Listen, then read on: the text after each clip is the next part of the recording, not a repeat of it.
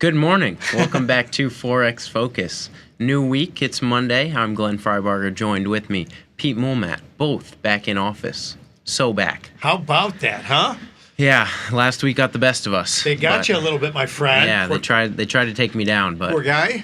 nope. I thought you were Teflon, but again, I did too. you're usually an 11, but they kind of knocked you down to just a 10. Yeah, they got me, but now we're back. Very good. So, Yep. feeling strong. Amazing week. Lots of activity. I think, unprecedented moves where we have seen, the euro get to almost, I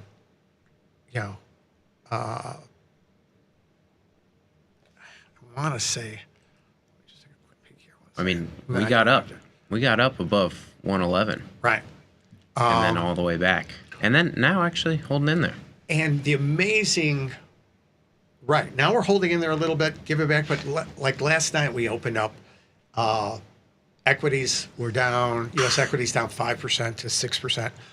Now, limit down in U.S. equities is 7%. And that is, during the day, they go 7, 12, and 20%. They pause for 15 minutes at 7%. They pause at 15 minutes at 12%. 20%, they're done for the day. In other words, they're locked limit.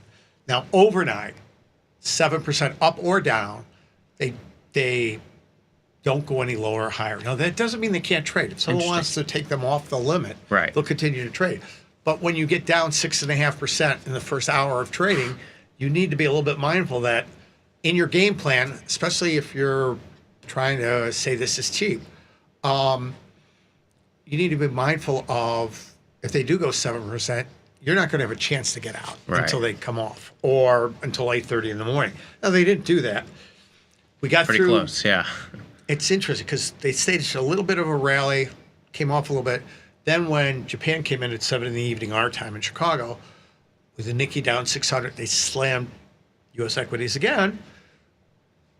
And then by 8:30, we were in the midst of a rally. Now, SPOOs right now, our NASDAQ's down 453, which you would think is a horrific day, but it's usually almost could 500 points off the lows of where we were.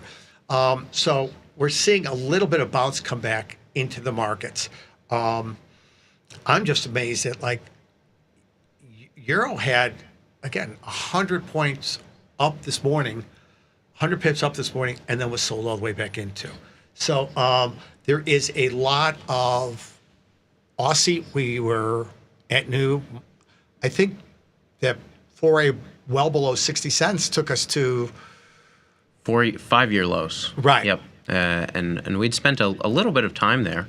And that pullback on Friday was just unbelievable.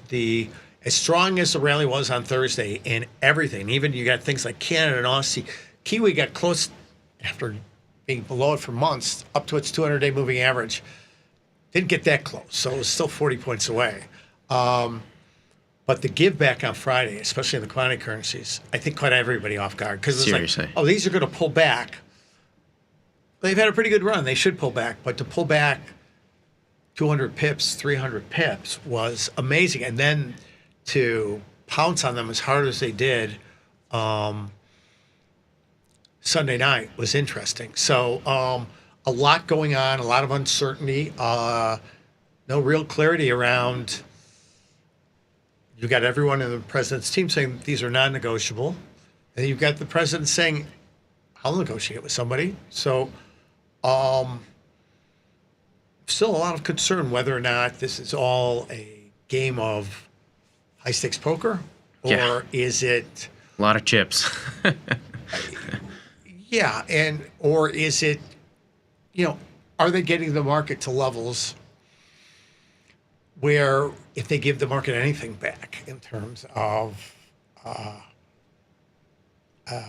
positive news, they're going to get a reflexive bounce. What does that do for the dollar, though? Because we've seen the dollar go weak both ways, and strong. What it's done is, we talked about this before you and I kind of, it was a week ago, but it was interesting. When this started to boil up a little bit, the idea of cutting down your size and knowing that when markets get into a new area, Euro above 110, Aussie below 60 cents, sterling above 130, the markets will become more elastic, which they did do. They widened out quite a bit. Not the bid offer spreads. The markets were, they worked. They were moving quickly, Yeah. but we saw decent liquidity in there. But the amount of daily movement was just, I think if we went back and looked at the daily ranges, we'd be like, this is 5 times. Or look at him. He's already got the numbers. I pulled them. What do you got, my friend? Yeah, we've got the 30-day standard deviation in major pairs. Highest performer, highest range by pip, not even by percentage, is this Australian dollar. Yeah. 62 pips. And you can take this kind of in it's daily close to close, but markets are open 24/5. So That's 30-day, right? Yep. So think about it kind of in just a 24-hour range. Right. Is that the right way to think about it? Because you could make your trading day whatever you want it to be, Right. basically. And so just thinking about it as kind of a 24-hour moving window Right. that you tend to see. Again, you're right. You could start your numbers. I think because you're starting them at 5 o'clock in the evening. That's the start of the trading. Right. You could start them at 7 in the morning, and honestly, I don't think those numbers would be very different. Now, from a trader standpoint, obviously the prices are different at 5 in the evening than they are the following 7 in the morning. And do you want to use that 7 in the morning as your window for judging range? That's where it's up to you to decide what to do. Definitely. But I think as a general guide rail around volatility, and that increase is actually muted because you're taking 21 days of trading versus the last 5, which were incredibly volatile. So Right. if we looked at just the 5-day, one standard deviation move, I got to imagine it's 2, if not 2.5 times that. Absolutely. So all but, those but when things- we're coming into this week, what do we think? Do we think that, just your own opinion, do we think that we still have such elasticity because we have uncertainty coming into this week? Or have we kind of recentered with tariffs not in place? We know what they are. They're in place for now. Do you I expect think you some just inside summed it up days? with the last statement there. Again, For in a now. desperate search for certainty, they're announced, they're in place. The problem is for now. And the problem is for now means that we need to be mindful that the market can react to, again, looking through the way they assign these numbers, it was off of 1 year's data. And now the Swiss got hit really hard because they had actually exported a lot of gold 1 year to the U.S. Interesting. But the year before they were a net importer. So it's I didn't know that. That's funny. it's a little bit. There are some of those smaller countries out Right. there were like one-off sales and stuff just that happened during the year. So But yeah, you're right. This Australian dollar now, in my mind, is one of the most susceptible to this news, just because that huge slide was off of China's response, right? And could that be just posturing? Could they both, if we and China both pull back, where does the dust settle on Aussie dollar? Does it stay where it is because net there's no news, or do we go back to more historic pricing and just go higher naturally? well, I think when you step back, and sometimes it's good to do, 110 euro is, and let's, yeah, 110 is appreciably higher than when we spent the bulk of this year. Although, where are we? We are back. We take that post-election, post-inauguration rallying the dollar as noise. We're back to baseline for the 23 and 24. We're at the upper end to baseline of that range. We go to sterling. This one, different today. Curious what your take is on it. Moving a lot bigger than the euro right now. And but the same kind of Right. 23, 24 upper end of that range right now. when we look at Aussie, so when you try to say this is a dollar story, it's really not. It's a little bit more This than is that. different, yeah. This is completely different. You're looking structure. all the way back 2003. Right. And that's not to say that we didn't spend 3 weeks, 3 to 4 weeks around this level at the onset of the pandemic. So we've been around the 60-cent handle, but no real sustained levels.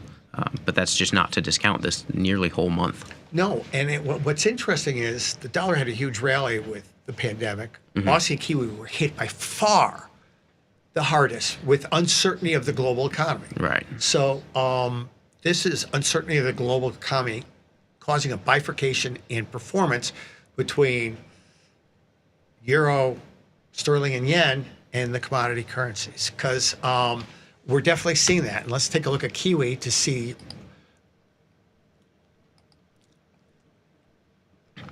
Not as volatile as Australian dollar in recent days. My numbers put it around 50 pips for a daily range. And you're absolutely right, but it never got the bounce Right. that Aussie got. So, and you know, when you say that, it's like people, what do you? Look at that. How do you know that? Very short-lived. Right. Let's take a look at Aussie Kiwi if we can, because guys, this is sometimes what's great about FX is rather than saying here, scroll up a little bit. I think you went right. Keep going, just a little bit higher. Oh Yeah, yeah. there it is. Perfect. Interesting. So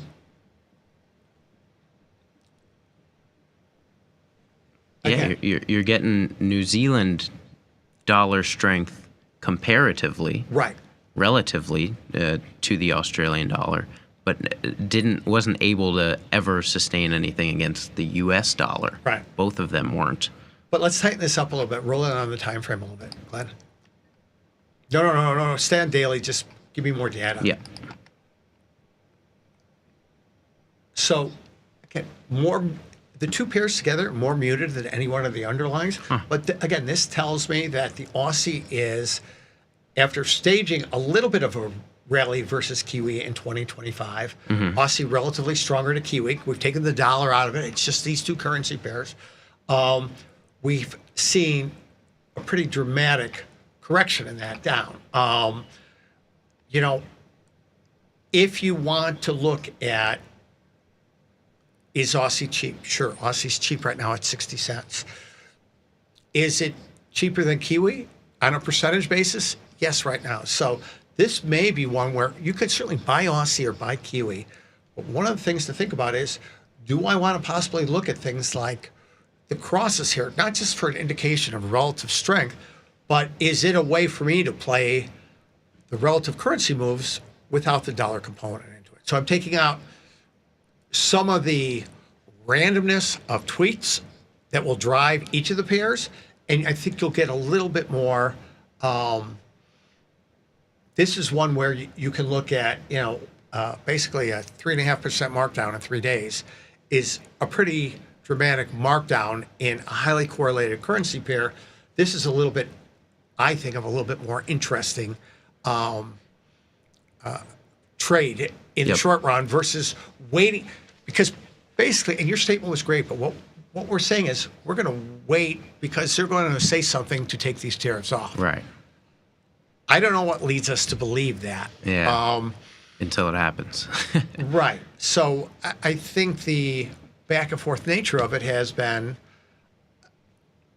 makes us think that, and I think everyone's waiting to see that, and I think that's why we're seeing, NASDAQ 400 lower is good thing, is an interesting dynamic. Yes, versus the 900 last night, it's good. Aussie back above 60 cents. Let's go back to the Aussie chart.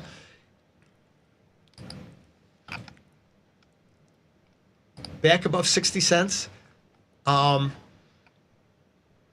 Absolutely better tape structure. But when I look at this and I see the damage done on Thursday and Friday, that you're very rarely do we see V bottom. So in other words, oh, it's done. They cleaned everybody out. Right. In and out. I would have if we had traded down 100 pips, I would have said maybe that's the last clean out. Now we can finally probe a little bit higher. I think you need to be very mindful here that you're getting bigger ranges, which is great. Be mindful of that our numbers are, again, 30 days. So I think we're going to see some of that volatility come in a little bit. But I think it's going to take a little bit more time for us to build. I don't think we're going right back to 63 cents. It's a shorter version of what I'm trying to say. I think it will take, because of the damage done Thursday, Friday, it'll take us a little bit more back and forth and a little bit more of, we'll see what we saw, like, that opening lower last night and then a bounce. And now we've held on to that and we're trading a little bit higher. I would not be like, okay, it's all clear and 60 cents is the low. I think if you want to play that game and play a little bit of a pullback, you're going to have to then say, when they get to 59.60, if they do, as cheap as that seems, I'm getting out. Right. So as long as we keep reinforcing this idea of with static delta, purely directional plays like this, they're simple, which is great. It's not complex order construction. You don't have a lot of moving pieces. You want to think about where you're going to manage. Now, when they get down there, you're going to say, well, they're just cheaper. How can I get out? This is not the time to be emotionally justifying. No. Because it's all. Again, none of us are going to have winners all the time. And what we want, some of the best firms in the world work on 52.48, 51.49, but they do millions of transactions a day. We want to work around that 55 to 60%, which means 40% of the time we're going to have losers to manage in the static delta directional trading world. If we can do that, that means we're mindful of taking losses. And the magnitude I think there's there. An awful lot of opportunity. You can argue this is disconnected. This is the dramatic underperformer. Is it because of China? Is it because of rates? Is it because of gold? No, gold has nothing to do with it right now. It's all those things and more, and it's all priced in. It's just setting realistic expectations around when I'm wrong, what am I going to manage, and what do I have to do on the upside here. Again, if you want to build a longer-term position here, take your position size down by half, and then you start layering in some stuff. That way, if you're buying 60 cents, 59.80s, 59.60s, if we get, that's fine. But if you're going to be flipping a directional number back and forth, you're scalping or swing trading, set those thresholds because there is no cheaper rich. Let's go back to cable though. So I want to get your thoughts on this one. Yeah, just last call out here is that, important to mention when we talk about volatility and those daily ranges, if we even see more inside days within 60 pips or what have you, that doesn't mean that it can't be purely directional as well, right? It could be 60 pips to the downside, another day of 60 pips to the downside. Doesn't mean that it has to stay in an actual price range, just order of magnitude. Yeah, what are we thinking here? That rally to 132 was so interesting because that was a huge rally, and I think what it did was shake out a lot of structural shorts in there. You can argue, well, it didn't stay there very long, and I agree with you. I agree with them. This one's a little bit tougher for me. It's pulled back 4 handles, 4 big figures, 400 pips. What's our daily range? For this one, we've got 58 pips. 58 pips. Yep. So that's a lot of extreme in the matter from the highs mid-Thursday to where we are right now. Yeah, you could take this. This is my little trick here. In the past, what is that? 6 hours, we're already down another 100 pips. So, but then again, now we've seen this. Now we're back below the Sunday open, and is this one of the only markets where we're actually? Yes, and that's a good call. So, tape action wise, whatever I refer to it as, it's not performing really well because it can't hold on. It didn't put it, again, it didn't rally to higher highs. Every rally has been below the previous support levels on the short term here. Previous support was 130.80. They took that out. Then it was 129.5. They took that out. Now it's 128.30, and they're in the midst of taking that out. But again, you want to play both sides. 400-point pullback is interesting for to me a little bit, and this market tends to kind of surprise a little bit. What I love about this setup is if you're a momentum guy, you're saying we've had 4 failed rally. This is another just confirmation we're going to take out the lows and trade lower. Well, if you're going to lean into that here this morning, that there's more selling to come in sterling, you've got a break of those levels.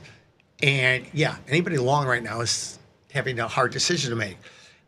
You just have to think about, if we get back into congestion, where you're going to sit with it. So I would say selling this is an aggressive play.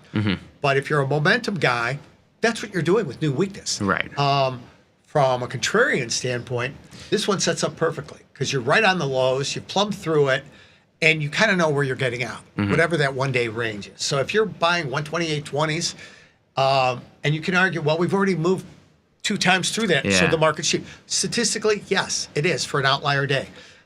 What would you give yourself? Another 30, 40 pips to the downside. Right. And you're going to have to accept that, yes, the market's 400 points lower from Thursday's high. But we also know we've seen 122 2 weeks ago. So there's lots of setups here, which is great. You can pick out lots of different things, irrespective of dollar sentiment. Dollar pairs are giving you dramatically different market structure at different points, which is great. So it's not just a dollar story. There's a little bit more to it. Let's take a look at dollar yen, because that's been the one relenting piece. Exactly. This one, daily range around 80 pips. Right. So here we've got the hourly chart up here. And yeah, here's Sunday's open. Now we're still a little bit higher, dollar strength here. But what do we think of dollar yen at 146 now? You know, this one's interesting because it's been here since Thursday morning. Right. Thursday morning, right here, these exact hours were where we were just looking at the highs for cable there, British pound. Now, we tried 145 4 times. Yeah. And could not spend any time below that at all. Could we see, if equities stabilize a little bit, could we see some dollar yen buying? I think so. Probably we could see us get back up to that 147.5 or 148 range, just with the idea that that risk-off component of yen is not going to be as compelling right now. If you still think long-term, and let's go to the daily,